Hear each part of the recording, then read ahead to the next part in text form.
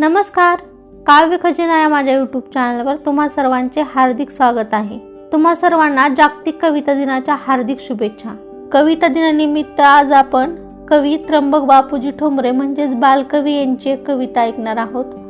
कवितेचं नाव आहे काव्याची कल्पना। वस्तून वस्तूंमध्ये काव्य विलसते, श्रवणी नयनी हृदय उतरुनी।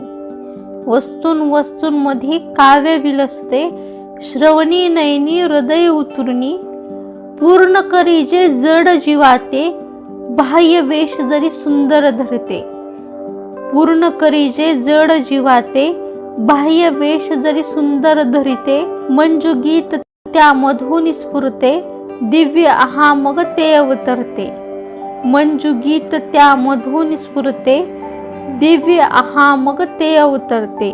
मी तू पण ते क्षणी विसरवते, लावी अखंड ध्यास जीवाते। मी तू पण ते क्षणी विसरविते, लावी अखंड ध्यास जीवाते। या कवितेत बालकवी सांगतात की जगातील प्रत्येक गोष्ट काव्यात दडलेली आहे। एखादे दृश्य आपण कानांनी ऐकतो, डोळ्यांनी पाहतो आणि ते हृदयात उतरते, तेव्हा ते आपल्याला खूप आनंद देते। बाहेरून एखादी गोष्ट खूप सुंदर दिसत असली तरी तिच्यातून एक मधुर संगीत निर्माण होत असते आणि त्या संगीतातूनच काव्य जन्माला येते।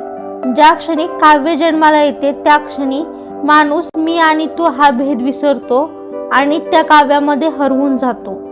याबरोबरच कवी त्र्यंबक बापूजी ठोंबरे म्हणजेच बालकवी यांची काव्याची कल्पना ही कविता येथेच समाप्त होत आहे।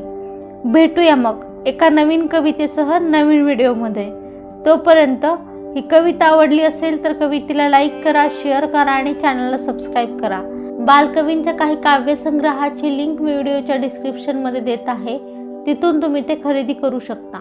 धन्यवाद।